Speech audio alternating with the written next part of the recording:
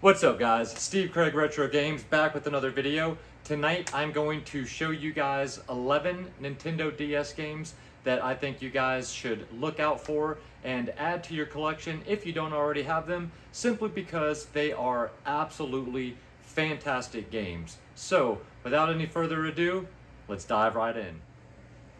Alright guys, so first we will start off with Cop the Recruit.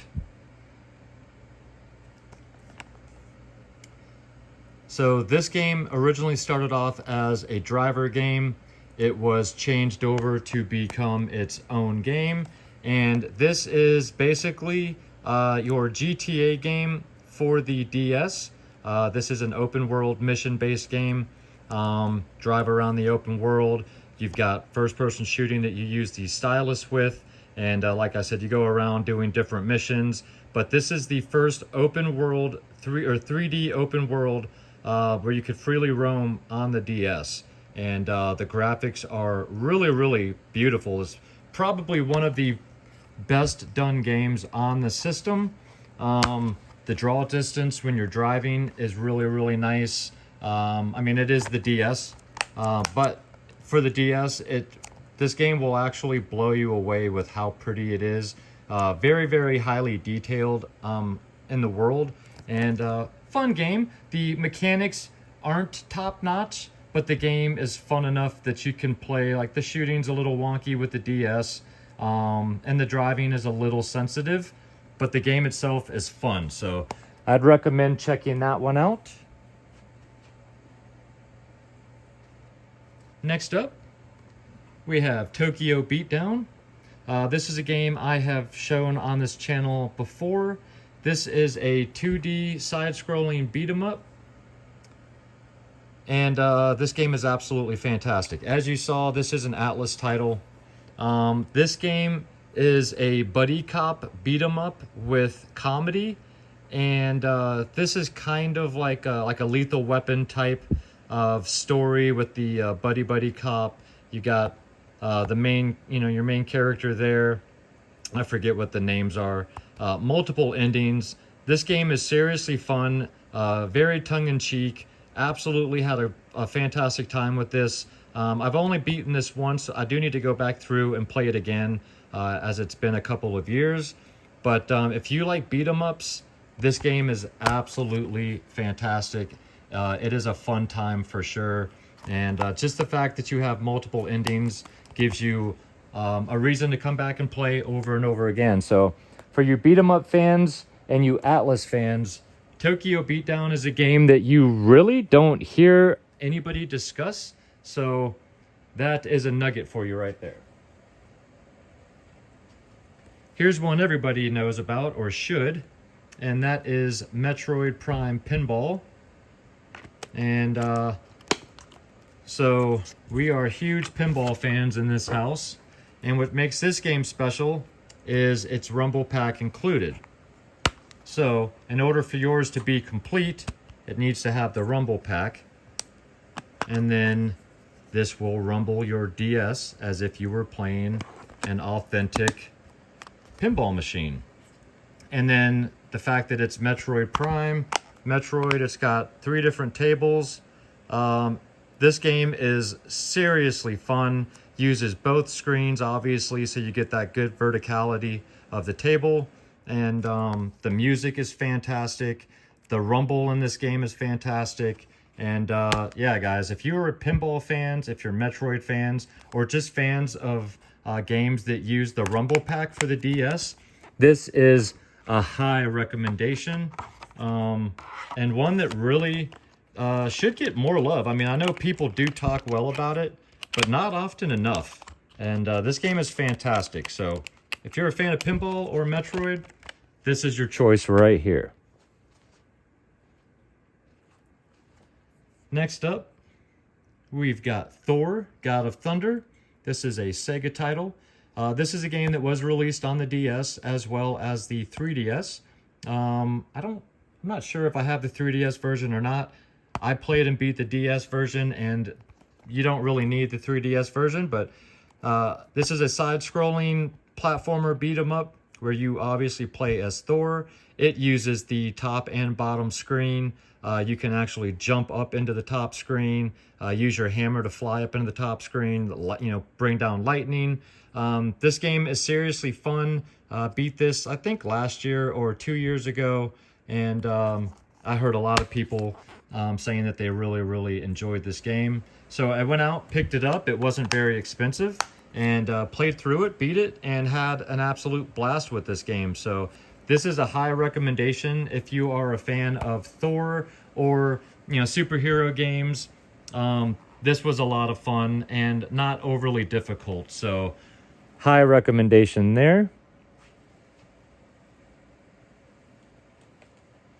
Next up, we have Contra 4. This game is for you serious Contra fans out there. Another one that uses both screens. So you've got the verticality. When you're climbing up, you can get shot from the top screen down into the bottom screen. So you basically have to watch both screens at all times to make sure that you're not getting shot from somewhere because your eyes get stuck down here. But this game really encapsulates, what Contra is all about, and was probably like the best Contra game that came out in a short time, because a couple of games previous to this just weren't hitting that right Contra spot. But this brings back that old school Contra feel, and great music, great fun, and very difficult. This is a game I have not beat, but don't let that deter you. If you are a fan of Contra, most of them are difficult. And I've honestly not sat down and really given this the time to try to beat it. But it is difficult, just like the original Contra game. So if you like Contra on the Nintendo, get Contra 4 for the DS. It is just as good as those. Next up is one of my favorite games of all time. That is Aliens Infestation, another Sega property. This is a Way Forward title, and this is a side-scrolling shoot 'em up, but not in a shoot 'em up as in a plane. You're a Marine. This is basically like a Metroidvania, where you start off as a Marine. You've got a group of, I think it's 3 Marines that you start off with, and then you have to find more Marines, because once a Marine dies, they're dead for the remainder of the game until you find another Marine. If you run out of Marines, your game is over. This game is fantastic. Not everyone's cup of tea, but if you are a fan of alien games, the movies, or slightly horror-themed Metroidvania games with just that little bit of creepy feel and atmosphere, this game is absolutely wonderful. I can't recommend this game enough. I love this game so much that I have the open copy, I have a sealed copy, I have the promo pins that were released with this, and then also a very rare lenticular promo piece that was a giveaway for this game. So if you are a fan of anything that I discussed with this, do yourselves a favor and check this out. It's slightly clunky, it's not perfect, but I'm telling you, this game is a winner. Here's another winner. Moon.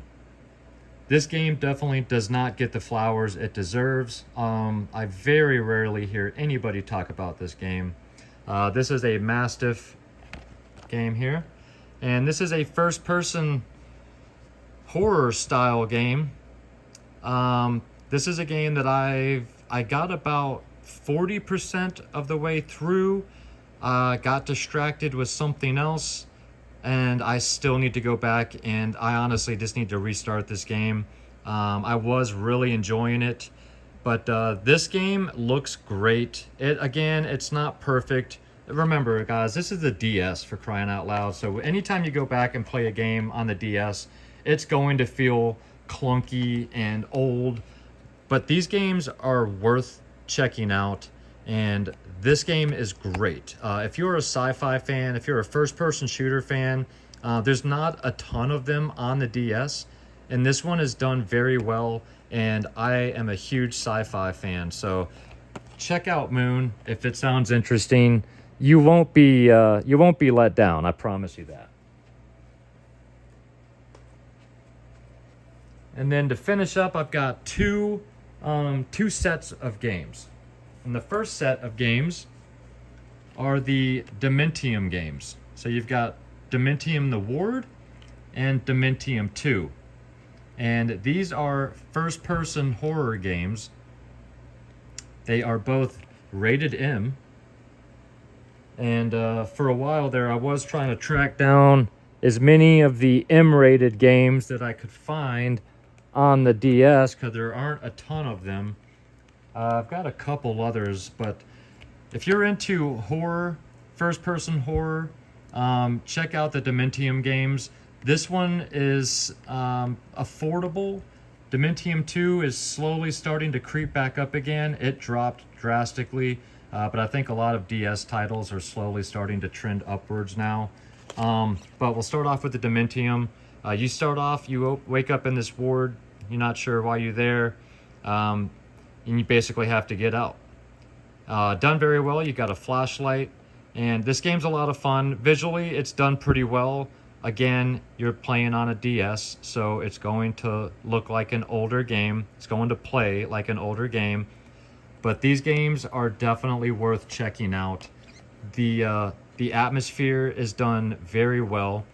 The way that they use the flashlight in this game and the way that it looks on the DS is done really well. I really can't say enough good things about the two of these.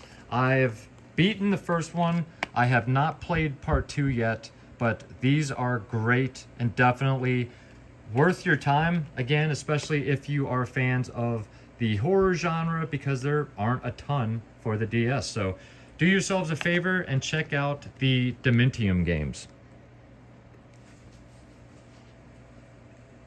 And then the last two games is another set for the DS. There's a third one released for the 3DS, and these are for you Pokemon fans, and that is Fossil Fighters and Fossil Fighters Champions. Got these games years ago for $5 a piece. They are definitely not $5 a piece anymore. I think this one is now around $100. So the idea with Fossil Fighters is you basically you find fossils, and then you have to dig them out. You have to carve out the fossils from the dirt without breaking them. There's basically like a whole thing to getting these bones out. Once you relieve these bones from the dirt, it tells you what kind of bones you found, and then you basically bring these dinosaurs to life. You use them like Pokemon. You fight them against other dinosaurs, and then you can give them like armors and stuff like that. It's actually a really, really cool idea. Like it says, you dig and duel, and this is a lot of fun. 2 is much of the same. As you can see here, you use your stylus, and how fast how fast you clean. You have to clean, dig them out, and clean the fossils and everything. And how well you do depends on the strength of your fossils. And there's just, like I said, a whole thing to it. These games are a lot of fun. You do hear people talk about them, but honestly, not as much as they should, especially for the price that these are starting to command now. There is a third one, like I said, released for the 3DS. But if you are a fan of Pokemon, but you want something Pokemon-esque, but also different, I would highly recommend these two games, or the one on the 3DS, especially if you're a fan of Pokemon and dinosaurs. I'm a fan of dinosaurs. Who doesn't love dinosaurs? So if you want to check out what Pokemon would look like if you were digging up fossils and then putting armor on these bad boys and then fighting them, check out Fossil Fighters, guys. These games are great. They're a lot of fun, and those are family friendly, unlike those ones and a couple others. So those are 11 fantastic DS games that I think you should look to add to your collection, because they are just a blast to play. So I would love to know your thoughts down below. Alright guys, well I hope you enjoyed the video. If you did and you're not yet a subscriber to the channel, think about hitting that little red button for me. And if you enjoy my content and you always want to check out a little bit more, you can go to my Instagram. That is Steve Craig Retro Games, same as it is down below.